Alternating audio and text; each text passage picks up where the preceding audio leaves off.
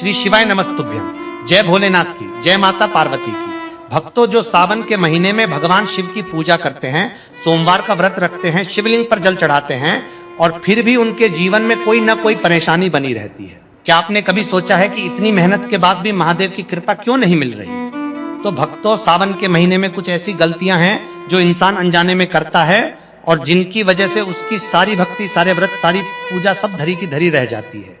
बल्कि कई बार तो उल्टा दोष भी लग जाता है। इसलिए इस वीडियो को बीच में मत छोड़िएगा। शास्त्रों में साफ कहा गया है कि अधूरी जानकारी से बड़ा कोई अभिशाप नहीं होता। पूरी बात सुनिए, तभी सावन का पूरा फल मिलेगा। भक्तों, वर्ष 2026 में सावन का यह पावन महीना 30 जुलाई गुरुवार से प्रारंभ हो रहा है और 28 अगस्त शुक्रवार तक चलेगा। यह पूरा महीना भगवान शिव और माता पार्वती की आराधना के लिए सबसे उत्तम और फलदायी माना जाता है। इस बार सावन में कुल 4 सोमवार पड़ रहे हैं। पहला सोमवार 3 अगस्त को, दूसरा 10 अगस्त को, तीसरा 17 अगस्त को और चौथा तथा अंतिम सोमवार 24 अगस्त को पड़ेगा। सावन का समापन 28 अगस्त को होगा, जो रक्षाबंधन का महापर्व है। उस दिन बहनें अपने भाइयों की कलाई पर राखी बांधकर भाई बहन के इस अटूट रिश्ते को और गहरा करेंगी। माताओं बहनों, शास्त्रों में लिखा है कि जब आषाढ़ मास की देवशयनी एकादशी को भगवान विष्णु 4 महीनों के लिए योग निद्रा में चले जाते हैं, तो इस सृष्टि की सारी जिम्मेदारी स्वयं देवों के देव महादेव अपने कंधों पर ले लेते हैं। यह समय जब शिव स्वयं इस संसार का संचालन करते हैं, सावन का महीना उसी का प्रतीक है। इसीलिए इस महीने में की गई भक्ति का फल इतना गहरा और तुरंत मिलने वाला होता है।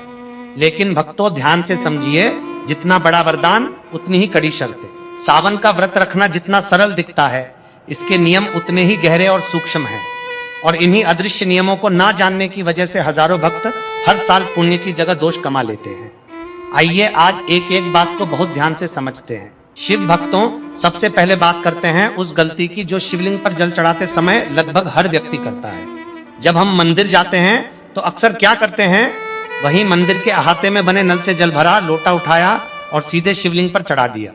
भक्तों, यह देखने में बहुत साधारण लगता है, लेकिन पारंपरिक मान्यताओं के अनुसार यह बड़ी भूल है। इसे परंपरागत रूप से पराया जल या चोरी का जल माना जाता है। जो जल मंदिर के भीतर है वह उस मंदिर के पुजारी, सेवादार या उस परिसर में निवास करने वाले व्यक्तियों के लिए है, क्योंकि वही उनका घर है। यदि आपका घर मंदिर की सीमा के बाहर है तो आपको अपने घर की रसोई से, अपने घर के शुद्ध जल पात्र से तांबे, चांदी या पीतल के लोटे में जल भरकर पैदल चलते हुए मंदिर जाना चाहिए।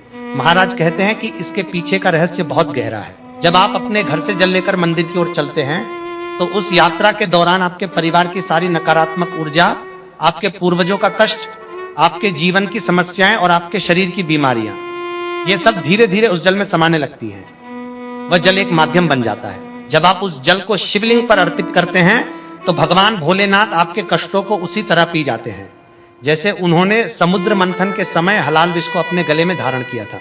लेकिन यदि आपने मंदिर का ही जल उठाया और वहीं चढ़ा दिया तो आपने अपने जीवन का कोई भी बोझ महादेव को सौंपा ही नहीं। वह पूजा एक औपचारिकता बनकर रह गई, उसका फल शून्य हो गया। ध्यान से समझिए, अगला रहस्य है शिवलिंग से नीचे बहने वाले जल का। जब भक्त शिवलिंग पर जल चढ़ाते हैं, वह जल जलहरी के रास्ते एक निश्चित दिशा में बहता है। पारंपरिक मान्यताओं में इस बहते हुए जल को अत्यंत पवित्र और दिव्य माना गया है। यहाँ एक बात बहुत जरूरी है, उस बहते हुए जल को कभी भी लांघना नहीं चाहिए। ऐसा माना जाता है कि उस जल की ऊर्जा अत्यंत तीव्र होती है और उसे लांघने से शरीर और मन पर विपरीत प्रभाव पड़ सकता है। लेकिन भक्त उस जल का एक बड़ा सुंदर उपयोग भी बताया गया है। यदि आप थोड़ा सा वह जल किसी पात्र में लेकर घर ले जाएं तो इसे परंपरागत रूप से अत्यंत शुभ माना गया है। यदि घर में किसी को तेज बुखार हो, बड़े बड़े उपाय कर लिए गए हों और कुछ काम न आया हो, तो इस जल की कुछ बूंदें उस व्यक्ति को देने से या उसके माथे पर छिड़कने से भोलेनाथ की कृपा से बड़ी राहत मिलती है, ऐसी मान्यता है। इसी प्रकार यदि किसी की आंखों में जलन रहती हो, आंखें कमजोर हो रही हो, तो प्रतिदिन सुबह इस जल की कुछ बूंदें आंखों के किनारे लगाने से बहुत लाभ होता है। यह पारंपरिक विश्वास है जो पीढ़ियों से चला आ रहा है। माताओं बहनों, इस जल का एक और अद्भुत प्रयोग है। इस जल को अपने घर के मुख्य द्वार पर चारों कोनों में तिजोरी के पास छिड़कने से घर की नकारात्मक ऊर्जा दूर होती है, ऐसा पारंपरिक विश्वास है। यदि किसी ने आपके घर पर कोई बुरी भावना से कुछ किया हो या घर में बीमारियां और परेशानियां लगातार बनी हो, तो यह प्रयोग बहुत सहायक माना गया है। लेकिन एक सावधानी जरूरी है, इस जल को पांव नहीं लगने देना चाहिए, किसी अशुद्ध जगह पर नहीं रखना चाहिए और स्नान घर के पास बिल्कुल नहीं ले जाना चाहिए। अब बात करते हैं शिवलिंग पर चढ़ाई जाने वाली सामग्री की। भक्तों, महाराज कहते हैं कि भगवान भोलेनाथ तो केवल एक लोटे शुद्ध जल से भी प्रसन्न हो जाते हैं, क्योंकि वे आशुतोष हैं जो बहुत जल्दी प्रसन्न होते हैं। लेकिन यदि आपके जीवन में कोई पुरानी और बड़ी मनोकामना अधूरी है, तो जल में कुछ विशेष चीजें मिलाने से उसका प्रभाव कई गुना बढ़ जाता है। सावन के महीने में यदि आप शिवलिंग पर ताजे गन्ने का रस अर्पित करते हैं, तो घर में माता लक्ष्मी की कृपा बनी रहती है, ऐसी मान्यता है। घर का कर्ज हो, दरिद्रता हो, आर्थिक संकट हो, यह प्रयोग बहुत लाभकारी माना जाता है। यदि आप महसूस करते हैं कि पितृदोष है, राहु केतु का प्रकोप है, या काम बनते बनते बिगड़ जाते हैं, तो जल में थोड़े से काले तिल मिलाकर ओम नमः शिवाय का 108 बार जाप करते हुए शिवलिंग पर अर्पित करें। शास्त्रों में इसे अत्यंत शुभ उपाय बताया गया है। शिव भक्तों, धतूरे की बात भी जरूरी है। बहुत से लोग बिना किसी नियम के जितने चाहे धतूरे शिवलिंग पर रख देते हैं, लेकिन मान्यता के अनुसार धतूरा हमेशा विषम संख्या में, यानी 1, 3 या 5 ही चढ़ाना चाहिए। धतूरा प्रतीकात्मक रूप से हमारे भीतर के काम, क्रोध, लोभ, मोह और अहंकार को दर्शाता है। जब हम विषम संख्या में धतूरा चढ़ाते हैं, तो मानो हम अपनी इन मानसिक बुराइयों को महादेव के चरणों में समर्पित कर देते हैं। अब बात करते हैं पंचामृत की। सावन में शिव जी को पंचामृत का भोग लगाना बेहद शुभ माना गया है। पंचामृत में 5 चीजें होती हैं: शुद्ध गाय का कच्चा दूध, गाढ़ा दही, शुद्ध घी, असली शहद और मिश्री। यह सब चीजें शुद्ध और घर की बनी होनी चाहिए। बाजार की मिलावटी या डिब्बाबंद सामग्री से भगवान को भोग नहीं लगाना चाहिए। और एक बात, पंचामृत को कभी तांबे के बर्तन में नहीं रखना चाहिए। तांबे में दूध या दही रखने से रासायनिक बदलाव होता है, जिससे वह खट्टा और हानिकारक हो जाता है। पंचामृत के लिए हमेशा पीतल, चांदी, कांसे या मिट्टी का बर्तन ही उपयोग करें। भक्तों, अब एक बहुत जरूरी बात जो बहुत कम लोग जानते हैं। सावन के महीने में व्रत रखने वाले भक्तों को दूध का सेवन नहीं करना चाहिए। यह सुनकर आपको आश्चर्य हो सकता है, लेकिन इसके 2 गहरे कारण हैं। पहला कारण धार्मिक है। माताओं बहनों, सावन में दूध पूर्ण रूप से भगवान शिव को समर्पित होता है। जब समुद्र मंथन के बाद हलाल विष के कारण महादेव का कंठ जल रहा था, तब सभी देवताओं ने उन पर दूध और जल अर्पित किया था, ताकि उनके कंठ की जलन शांत हो। जो वस्तु सीधे भगवान को समर्पित है, उसका व्रतधारी भक्त स्वयं सेवन नहीं कर सकता। इसे परंपरागत रूप से दोष माना गया है। दूसरा कारण व्यावहारिक और प्राकृतिक है।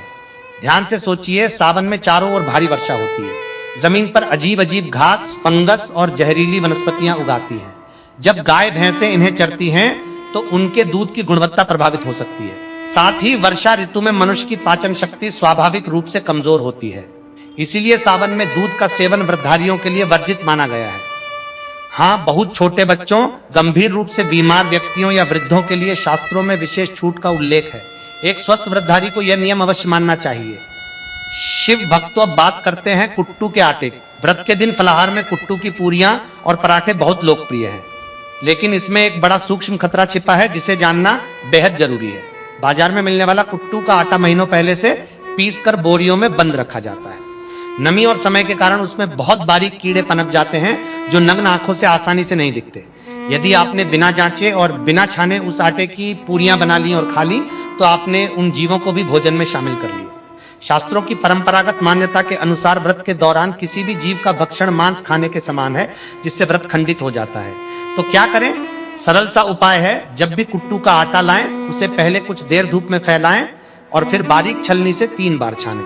पूरी तरह आश्वस्त होने के बाद ही उपयोग करें। और हाँ, व्रत में नमक के नाम पर केवल और केवल सेंधा नमक का ही प्रयोग करें।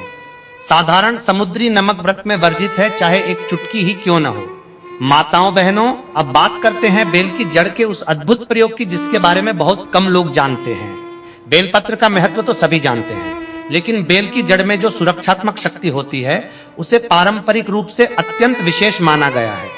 सावन के किसी भी सोमवार को सूर्योदय से पहले उठकर स्नान करके किसी प्राचीन बेल के वृक्ष के पास जाएं। वहां धूप दीप जलाकर प्रार्थना करें और उसकी जड़ का एक छोटा सा टुकड़ा लोहे के औजार से नहीं, बल्कि लकड़ी या अपने हाथ से प्रेम पूर्वक निकालें। उस टुकड़े को गंगाजल और गाय के दूध से शुद्ध करके शिवलिंग से स्पर्श कराएं। फिर उसे महादेव का प्रसाद मानकर एक छोटे से ताबीज में, जो चांदी, पीतल या तांबे का हो, बंद करके काले या लाल धागे में गले में या दाहिनी बांह पर धारण करें। महाराज, यह बेल की जड़ का ताबीज एक सुरक्षा कवच का काम करता है। यदि आपको रात में डरावने सपने आते हो, मन में बेचैनी रहती हो या किसी बुरी नजर का प्रभाव लग रहा हो, तो यह प्रयोग बहुत सहायक माना जाता है। भक्तों, अब बात करते हैं वैवाहिक जीवन और सावन व्रत के संबंध। शास्त्रों में लिखा है और महाराज कहते हैं भगवान शिव और माता पार्वती इस सृष्टि के सबसे पहले सबसे आदर्श दाम्पत्य जोड़े हैं। इसीलिए सावन के व्रत में पति पत्नी के आपसी संबंध का बहुत गहरा प्रभाव पड़ता है। जो दंपति सावन के महीने में और विशेषकर सोमवार के व्रत के दिन आपस में कलह करते हैं, एक दूसरे को ताने मारते हैं, गाली गलौज करते हैं, उनकी पूजा महादेव के पास कभी नहीं पहुंचती। शास्त्रों की परंपरागत मान्यता के अनुसार देवी देवता उस जोड़े की पूजा से प्रसन्न होते हैं जिनके हृदय में एक दूसरे के प्रति प्रेम और सम्मान हो। यदि पति पत्नी के बीच भयंकर अनबन है और उस मानसिक अशांति में कोई भूखे रहकर व्रत कर भी रहा है, तो वह व्रत केवल एक शारीरिक कष्ट बनकर रह जाता है, उसका कोई आध्यात्मिक फल नहीं मिलता। ध्यान से समझिए, यदि आपके पति किसी काम से घर से बाहर हैं, दोनों के बीच प्रेम और विश्वास है, तो पत्नी पूरी निष्ठा से घर पर रहकर व्रत रख सकती है। लेकिन यदि दोनों के बीच गहरा मनमुटाव है और उस कड़वाहट के बीच व्रत किया जा रहा है, तो उसका फल नहीं मिलता। पहले मन की शांति, फिर पूजा। माताओं बहनों, एक और बहुत महत्वपूर्ण बात, आज के युग में बहुत से युवा केवल कोर्ट में साइन करके शादी कर लेते हैं और उसे पूरा विवाह मान लेते हैं, लेकिन सनातन परंपरा और हिंदू शास्त्रों के अनुसार केवल न्यायालय की कागजी शादी को धार्मिक विवाह नहीं माना जाता। जब तक पवित्र अग्नि को साक्षी मानकर वैदिक मंत्रोच्चार के बीच कन्यादान और 7 फेरे न हो, तब तक वह विवाह आध्यात्मिक रूप से पूर्ण नहीं है। ऐसी महिलाओं को सावन के मुख्य व्रत रखने से पहले विधिवत रूप से भगवान शिव और माता पार्वती के सामने वैदिक परंपरा संस्कार पूर्ण करना चाहिए, तभी उनका व्रत पूर्ण फलदायी होगा। शिव भक्तों, एक और नियम है जो कुंवारी कन्याओं और विवाहित महिलाओं दोनों के लिए अलग अलग है। पारंपरिक मान्यता के अनुसार कुंवारी कन्याओं को शिवलिंग का सीधा स्पर्श नहीं करना चाहिए। इसके पीछे यह भावना है कि शिवलिंग महादेव की अत्यंत तीव्र ब्रह्मांडीय ऊर्जा का केंद्र है और कुंवारी कन्याओं की अंतरंग ऊर्जा उस तीव्र प्रभाव के लिए तैयार नहीं होती। इससे मानसिक और स्वास्थ्य संबंधी समस्याएं आ सकती हैं, ऐसा परंपरागत विश्वास है। कुंवारी कन्याओं को माता पार्वती की मूर्ति या जलहरी का स्पर्श करना चाहिए और दूर से ही जल अर्पित करना चाहिए। इसके विपरीत जो महिलाएं वैदिक रीति से विवाहित हैं, वे शिवलिंग का स्पर्श कर सकती हैं, चंदन लगा सकती हैं, पूरी निष्ठा से उनकी सेवा कर सकती हैं। भक्तों, अब बात करते हैं उन दिव्य संकेतों की जो यह बताते हैं कि महादेव आपकी भक्ति से प्रसन्न है। सावन के महीने में जब आप पूरी श्रद्धा और नियम के साथ भक्ति करते हैं, तो महादेव आपको कुछ ऐसे संकेत देते हैं जो आश्चर्यचकित कर देते हैं। यदि सावन में अचानक आपके घर के भीतर, आंगन में या बेडरूम के पास कोई काला सांप दिखे, तो घबराएं नहीं, चीखें नहीं और उसे नुकसान न पहुंचाएं।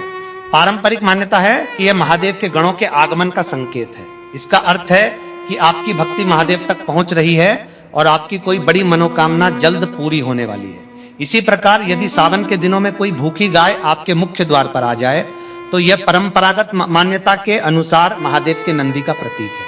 तुरंत उन्हें हरी घास, गुड़ और शुद्ध भोजन कराएं। उनके माथे पर कुमकुम का तिलक लगाएं। यह अत्यंत शुभ अवसर है। यदि किसी प्राचीन शिव मंदिर में आपके सामने अचानक छिपकली दिखाई दे, तो यह धन आगमन और कर्ज से मुक्ति का शुभ संकेत माना जाता है। ऐसी परंपरागत मान्यता है। माताओं बहनों, एक और अद्भुत संकेत की बात करते हैं। सावन में कई बार एक बड़ा काला भौरा या काली मक्खी घर के भीतर आ जाती है और पूजा घर के दीपक के आसपास मंडराने लगती है। डरकर उसे मत मारिए। पारंपरिक मान्यता के अनुसार यह माता दुर्गा को दूत का आगमन है। शास्त्रों में भौरे को माता ब्रह्माणी और मां दुर्गा का दूत माना गया है। इसका घर में आना यह संकेत है कि आपके घर पर जो भी नकारात्मकता मंडरा रही थी, वह दूर हो रही है और सुख समृद्धि का आगमन होने वाला है। शिव भक्तों, अब बात करते हैं शिव जी को चढ़ाए जाने वाले भोग की। भगवान भोलेनाथ को बाजार की मिलावटी केमिकल युक्त मिठाइयां भोग में नहीं लगानी चाहिए। यदि आप बर्फी चढ़ाना चाहते हैं, तो वह घर पर शुद्ध दूध से बनी हो। इसमें चांदी का वर्क न लगाएं, क्योंकि उसकी निर्माण प्रक्रिया में अशुद्ध तत्वों का उपयोग हो सकता है। शिव जी को दही का भोग अत्यंत प्रिय है, विशेषकर सावन के गर्म और उमस भरे मौसम में। लेकिन दही बिल्कुल ताजा होना चाहिए। खट्टा, पुराना या बासी दही कभी न चढ़ाएं। ऐसी मान्यता है कि बासी चीजें शिव जी को अर्पित करने से घर में कलह बढ़ती है। भक्तों, अब आते हैं इस वीडियो के उस भाग पर जो आज की सबसे बड़ी और रोंगटे खड़े कर देने वाली बात है। समुद्र मंथन और महादेव के हलाल विष पान की वह अमर कथा, जिसे सुने बिना सावन का कोई भी व्रत पूरा नहीं होता। शिव महापुराण की कथा कहती है, बहुत पुराने समय में सतयुग के दौरान जब देवता और असुर अमृत प्राप्ति के लिए क्षीर सागर का मंथन कर रहे थे, मंदराचल पर्वत को मथानी बनाया गया और नागराज वासुकी को रस्सी। एक और देवता थे, दूसरी ओर असुर। वे दोनों मिलकर समुद्र को मथ रहे थे। मंथन की उस प्रक्रिया के बीच अचानक समुद्र की गहराइयों से एक घना, काला और विषाक्त धुआं उठने लगा। भक्तों, यह कोई साधारण धुआं नहीं था।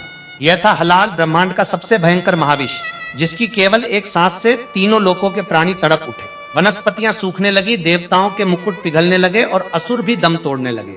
पूरी सृष्टि महाविनाश की कगार पर आ खड़ी हुई। न ब्रह्मा जी के पास कोई उत्तर था, न भगवान विष्णु के पास। तब सभी देव, ऋषि, हाइफन मुनि और दानव सब एक साथ कैलाश की ओर दौड़े और महादेव के चरणों में गिर पड़े। हे महादेव, हे नीलकंठ, हे त्रिलोकनाथ, केवल आप ही हमें बचा सकते हैं। और फिर भक्तों, वह अद्भुत क्षण आया जो पूरे ब्रह्मांड के इतिहास में सबसे बड़ा त्याग और सबसे महान करुणा का प्रतीक बना। देवों के देव महादेव ने अपनी अंजलि में उस खौलते जलते भयानक हलाल विष को उठाया और उसे पीने लगे। लेकिन उन्होंने उस विष को अपने उदर में नहीं जाने दिया, क्योंकि उनके पेट में पूरी सृष्टि समाई थी। उन्होंने उस विष को अपनी योग शक्ति से कंठ में ही रोक लिया। उस जहर की तीव्र जलन ने उनका कंठ नीला कर दिया और उसी दिन से तीनों लोगों ने उन्हें नीलकंठ के नाम से पुकारा। विष की उस असह्य गर्मी से महादेव का पूरा शरीर तपने लगा। तब सभी देवताओं ने उन पर गंगाजल की अखंड धारा डाली, उनके सिर पर शीतल चंद्रमा स्थापित किया, उन पर ठंडे बेलपत्र, शीतल धतूरे और गन्ने का रस अर्पित किया, ताकि उस विष की अग्नि का प्रभाव कम हो सके। भक्तों, यह सारी घटना सावन के महीने में ही हुई थी। यही कारण है कि जो भी भक्त सावन में महादेव पर ठंडे जल की धारा, दूध और बेलपत्र चढ़ाता है, वह उसी प्रेम और कृतज्ञता को दोहराता है जो उस समय देवताओं ने व्यक्त की थी। और महादेव उस भक्ति के बदले में उसके जीवन का सारा विष, सारी पीड़ा, सारी बीमारी, सारा संकट स्वयं पी जाते हैं और उसे जीवन का अमृत प्रदान करते हैं। माताओं बहनों, अब एक और पौराणिक कथा सुनिए, जालंधर की कथा। शिव महापुराण में इसका विस्तृत वर्णन आता है। जालंधर एक ऐसा महाशक्तिशाली असुर था जिसका जन्म समुद्र से हुआ था। उसने तीनों लोकों पर अपना अधिकार कर लिया था। उसकी शक्ति का राज था उसकी पत्नी वृंदा का पातिव्रत धर्म। वृंदा भगवान विष्णु की परम भक्त थी और उनके सतीत्व के कारण जालंधर को कोई भी देवता युद्ध में हरा नहीं सकता। जब जालंधर के अत्याचार चरम पर पहुंच गए और उसने माता पार्वती पर कुदृष्टि डालने का दुस्साहस किया, तब महादेव का क्रोध फूट पड़ा। कैलाश पर दोनों के बीच एक भीषण युद्ध छिड़ा, लेकिन वृंदा के सतीत्व के कारण जालंधर बार बार जीवित हो उठता था। तब सृष्टि के संतुलन को बनाए रखने के लिए भगवान विष्णु ने एक कठिन निर्णय लिया। वे जालंधर का वेश धारण करके वृंदा के पास गए। वृंदा ने अपने पति को समझकर उनका स्पर्श किया और उसी क्षण उनका पातिव्रत धर्म भंग हो गया। उसी पल युद्ध भूमि में महादेव के त्रिशूल ने जालंधर का अंत किया। जब वृंदा को इस माया का बोध हुआ तो उन्होंने श्री हरि को शालिग्राम बनने का श्राप दिया और स्वयं सती हो गई। उनकी राख से तुलसी का पौधा प्रकट हुआ। यही कारण है कि शिव पूजा में तुलसी के पत्ते का कभी प्रयोग नहीं किया जाता। यह जानकारी हर उस भक्त के लिए जरूरी है जो शिवलिंग पर तुलसी चढ़ाता हो, यह भूल है। शिव भक्तों, सावन में सबसे अधिक जपा जाने वाला मंत्र है महामृत्युंजय मंत्र। लेकिन इस मंत्र के पीछे की वह रोमांचकारी और भावुक कर देने वाली कथा बहुत कम लोग जानते हैं। शिव पुराण की कथा के अनुसार ऋषि मृकंडू के पुत्र मार्कंडेय की आयु जन्म से ही केवल 16 वर्ष निर्धारित थी। जैसे जैसे वह समय करीब आने लगा, उनके माता पिता का हृदय मृत्यु के भय से कांपने लगा। तब बालक मार्कंडेय ने सावन के इसी पावन काल में एक शिवलिंग की स्थापना की और उसके सामने बैठकर घोर तपस्या और शिव की आराधना में लीन हो गए। नियत दिन आया, स्वयं यमराज अपने भयंकर वाहन पर सवार होकर हाथों में कालपाश लिए मार्कंडेय के प्राण लेने पहुंचे। यमराज का वह रूप देखकर साधारण इंसान के तो प्राण ही निकल जाएं, लेकिन बालक मार्कंडेय जरा भी नहीं डिगे। वे शिवलिंग से कसकर लिपट गए। जैसे ही यमराज ने अपना कालपाश फेंका, वह पाश मार्कंडेय के साथ साथ शिवलिंग पर भी जा गिरा और फिर एक भयंकर गर्जना हुई। पूरे ब्रह्मांड की नींव हिल गई। शिवलिंग में दरारें पड़ने लगी और उसमें से साक्षात महाकाल, देवों के देव महादेव अपने सबसे भयंकर और प्रचंड रूप में प्रकट हुए। उनके तीसरे नेत्र की ज्वाला से आकाश जलने लगा। उन्होंने यमराज को चेतावनी दी, मेरे शरण में आए भक्त पर तुमने कालपाश डालने का साहस कैसे किया। यमराज को महादेव के उस स्वरूप के आगे झुकना पड़ा। उसी क्षण महादेव ने बालक मार्कंडेय को चिरायु का वरदान दिया। महाराज कहते हैं, तभी से महामृत्युंजय मंत्र का यह संदेश है कि जो भी भक्त सावन में सच्चे हृदय से शिवलिंग के समीप इस मंत्र का जाप करता है, अकाल मृत्यु उसके निकट भी नहीं आ सकती। यह मंत्र केवल एक मंत्र नहीं है, यह काल को भी झुका देने वाली शिव शक्ति की अभिव्यक्ति है। भक्तों, अब अंतिम लेकिन बहुत महत्वपूर्ण बात, रुद्राक्ष के नियमों की सावन में रुद्राक्ष धारण करना अत्यंत शुभ माना गया है। लेकिन इसके साथ कुछ कड़े पारंपरिक नियम जुड़े हैं जिन्हें जानना जरूरी है। शास्त्रों में बताया गया है कि रुद्राक्ष की उत्पत्ति महादेव के उन असुरों से हुई थी जो उन्होंने हजारों वर्षों की समाधि के पश्चात इस संसार के दुखों को देखकर बहाए थे। इसीलिए रुद्राक्ष केवल एक मन का नहीं है, यह महादेव की करुणा का मूर्त रूप है। माताओं बहनों, शिव भक्तों, इन सारी बातों को अपने जीवन में उतारिए। महादेव को 56 भोग नहीं चाहिए, सोने के थाल नहीं चाहिए, उन्हें चाहिए एक सच्चा शुद्ध हृदय। एक बूंद जल भी यदि पूरे प्रेम और भाव से चढ़ाया जाए तो भोलेनाथ उससे भी प्रसन्न हो जाते हैं। इस सावन 2026 में इन नियमों का पालन करते हुए पूरी श्रद्धा के साथ महादेव की शरण में जाइए। वे आपके जीवन के हर कष्ट को, हर संकट को उसी तरह अपने कंठ में धारण कर लेंगे जैसे उन्होंने हलाहल विष को धारण किया था, और आपको देंगे सुख, समृद्धि, दीर्घायु और अखंड शांति। हर हर महादेव। ओम नमः शिवाय।